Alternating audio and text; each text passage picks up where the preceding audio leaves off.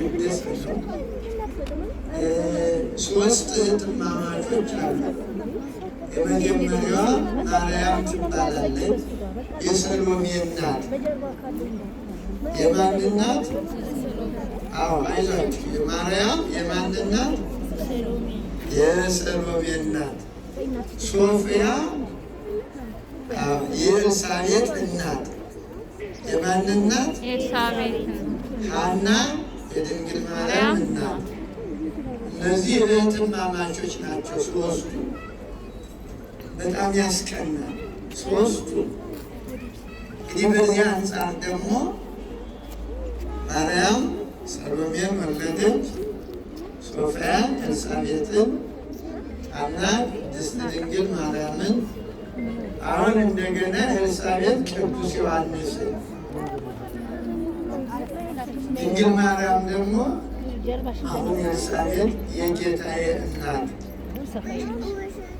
የተባለለትን ያለችውን የሁላችን ጌታ የሆነውን መድኃኔዓለምን ወልዳለች። አሁን እንግዲህ ቤተሰቡ እንደዚህ ነው። የዚህም ቤተሰብ ታሪክ ማጥናት መባረክ ነው፣ መቀደስ ነው። ያው እንደምታወስ ነው እንግዲህ ሰሎሜም ሰሎሜ ናት። በመከራ በችግር እመቤታችንን በስደት ጊዜ አብራ ጌታን እየታቀፈች እየረዳቻት አይዞሽ እያለች በስደቷ ጊዜ የነበረች ናት። ኤልሳቤጥም ያው አሁን የምትሰማት ነው።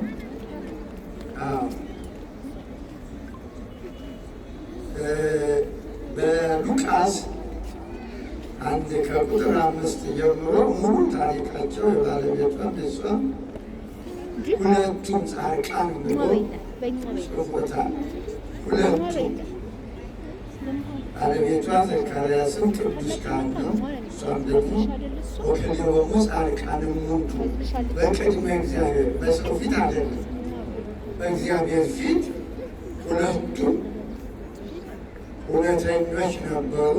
ወያዕምሩ በኩሉ ትእዛዙ ወጉ ወኩነኔሁ ጠቅላላ እግዚአብሔር በሰራው ስርዓት በትእዛዛቱ በሕግጋቱ ይኖሩ ነበር ብሎ እንግዲህ ከዚያ በኋላ ያው ችግራቸው ምን እንደሆነ ይጸልዩ እንደነበረ የካህኑን የዘካርያስን ያው ሲጸልይ ሲያጥን መልአኩ በምስራቅ በስተቀኝ በኩል መጥቶ የጸሎቱን ማድረግ ጸሎታቸው መሰማቱን የዮሐንስን መወለድ የዮሐንስን ሕይወቱን እንዳለ ጠቅላላ ገና ሳይወለድ ኑሮውን ሁሉ ሳይወለድ ማለት ነው።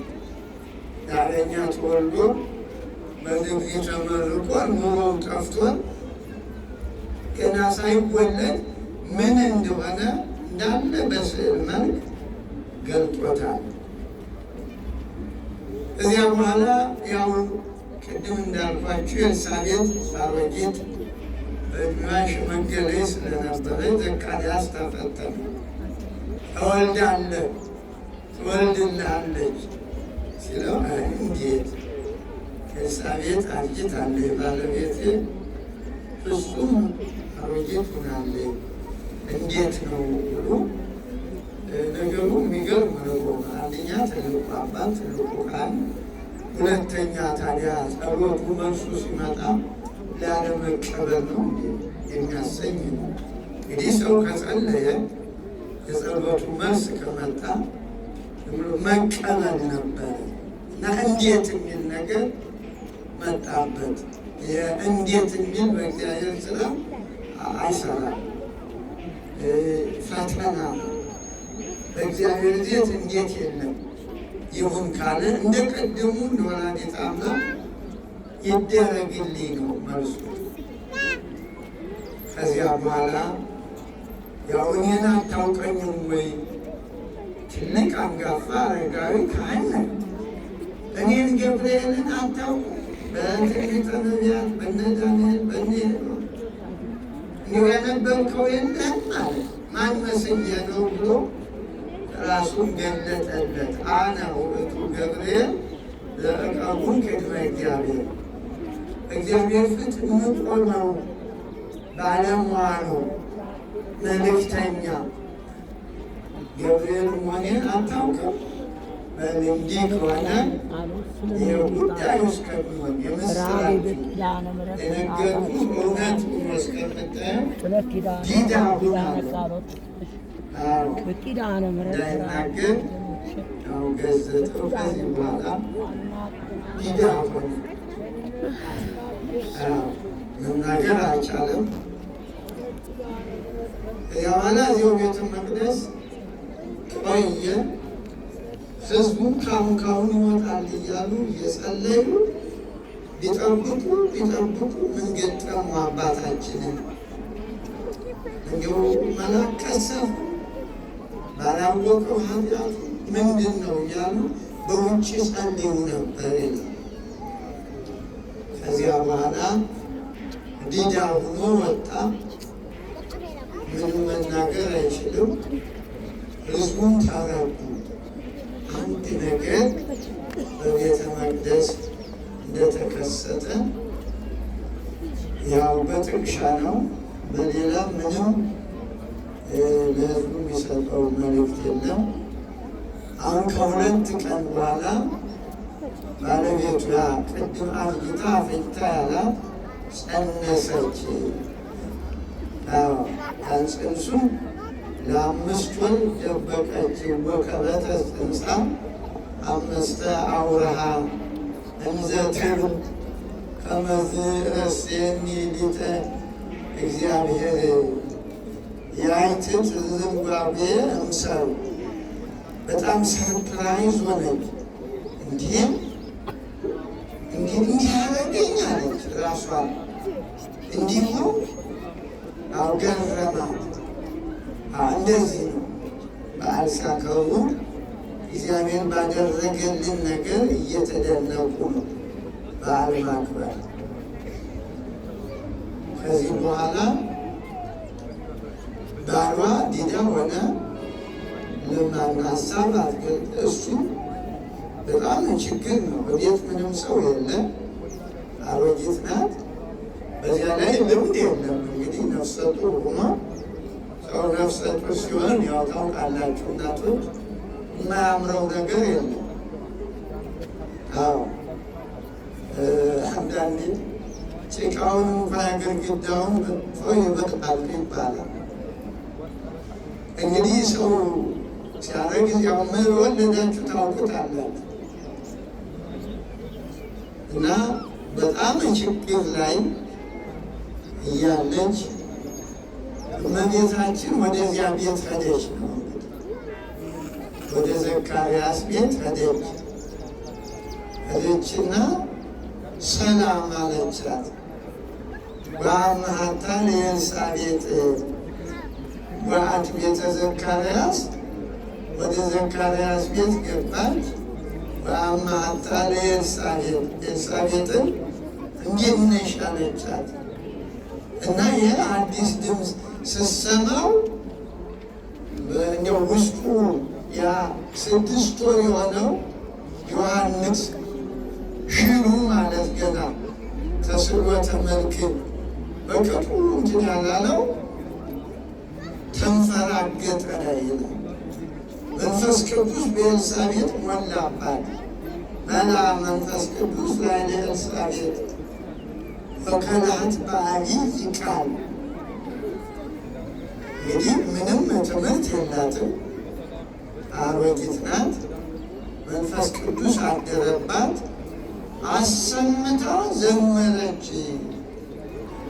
ወከላት በአቢይ ቃል፣ በጣም አቅድም ምንም ይሉንታ ሳይኖር ይብላት ወይ ዘመረች ይላል። እስኪ እናንተ ምን ልበሉ?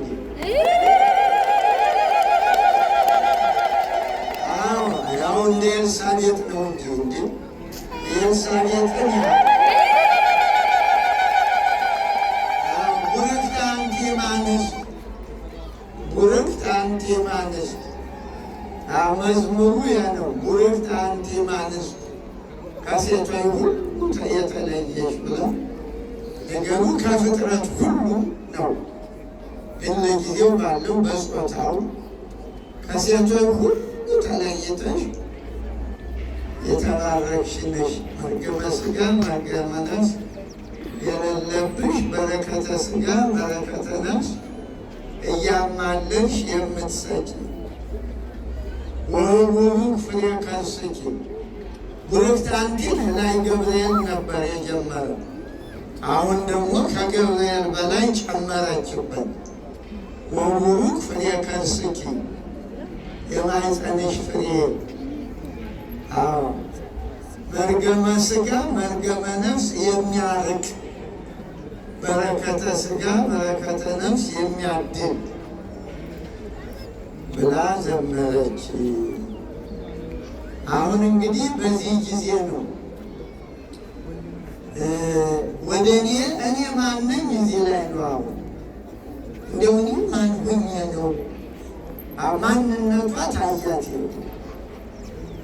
እንግዲህ በማኅፀን ሆኖ ፈጣሪዋን አየች።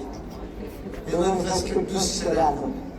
ዛሬ እኛ 10 ጊዜ እየተማርን አልገባን ብሎ ግራ ገብቶ በማኅፀን ውስጥ ያለውን አምላኳን ተረዳች። የጌታዬ እናት አለች።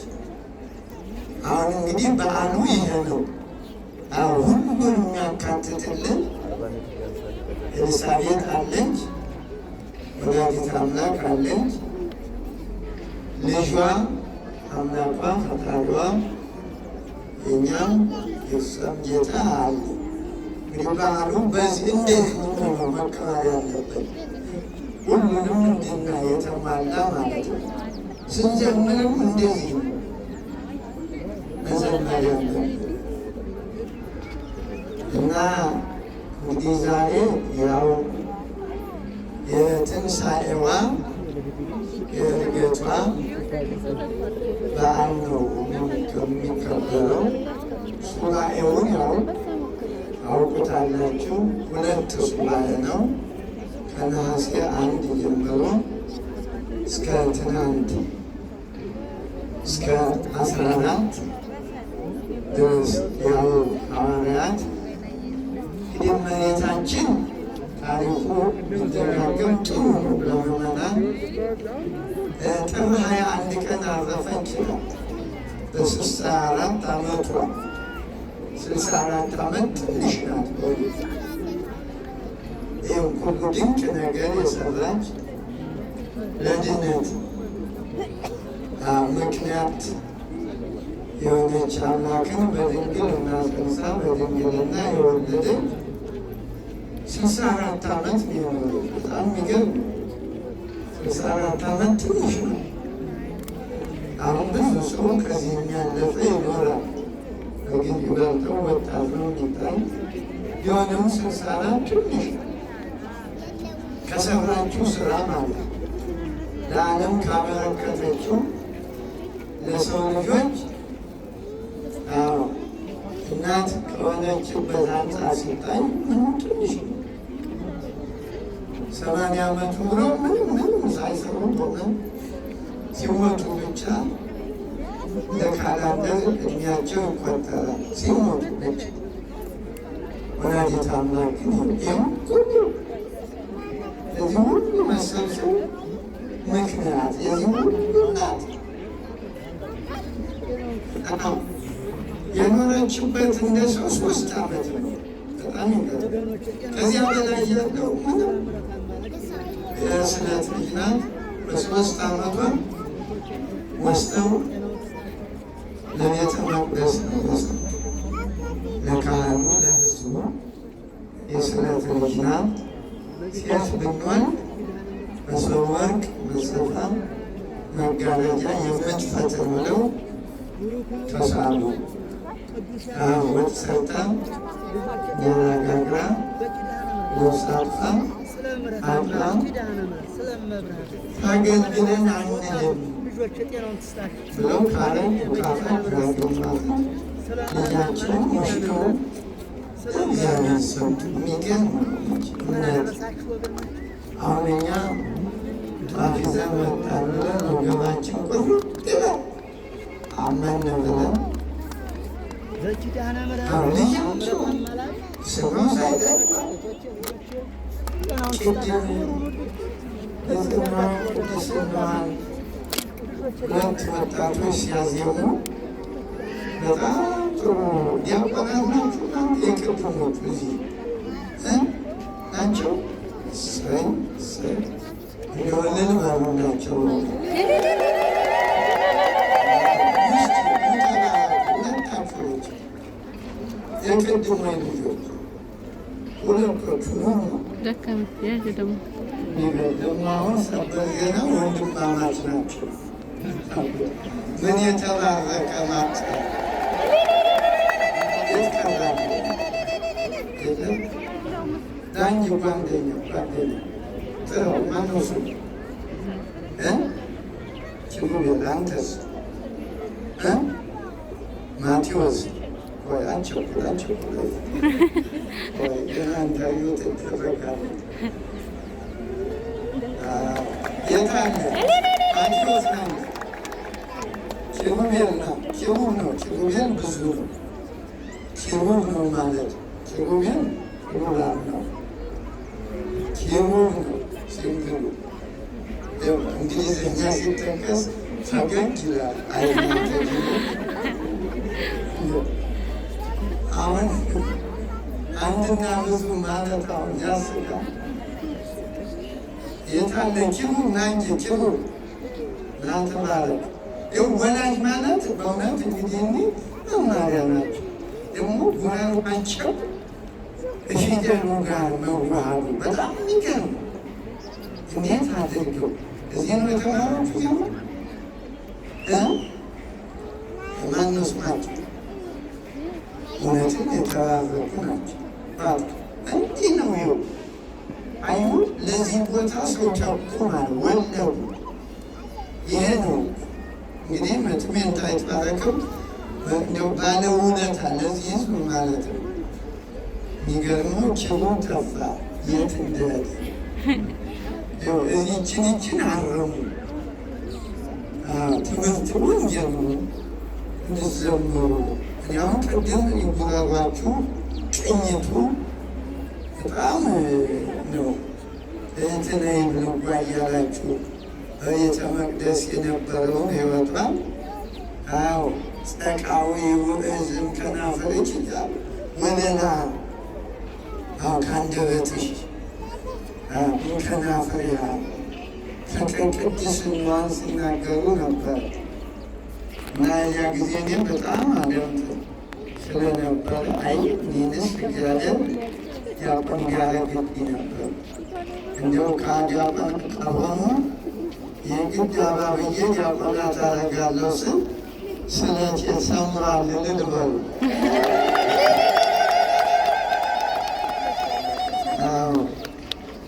ችሩብን ጥሩ ነው። እንግዲህ እንደዚህ ነው። ሌሎች ወላጆች አሁን ቅዱስ አደርግ እንዲህ እኮ ነው ልጅወልኩ ለእግዚአብሔር ቤታችሁ ተባረክ። እንግዲህ እነዚህ ለወጣቱ ሞዴል ናቸው። እሱን ከንፈር ወለላ ነው እሱን ለወጣት ማለት ነው። ለትውልድ ይህ በጫት ለቆሰለው ከንፈር ሲጃራ ለሚያጤሰው እነዚህ እንግዲህ በእንዲህ ያለ መዝሙር ሀገር ይባረካል አካባቢ እና በርቱ እስከ ናይሮቢ እስከ ሶመድጓ እስከ ድጓ ቅኔ መምህር ቢኖር ደግሞ ትንሽ ማጣፈጫ ቅኔዋ ብትኖር ጥሩ ነው። አልጫ እንዳይሆን ቅኔ ከሌለ ምንም ሽንኩርቱን ዝንጅብሉን ምኑ የሚጨመር ብዙ እንትን አይልም። ቅኔዋ ግን ጨው ናት። በርበሬውንም ተው ትላለች፣ ዝንጅብሉንም እረፍ ትላለች። ትራፊኩና ድስት ውስጥ ማለት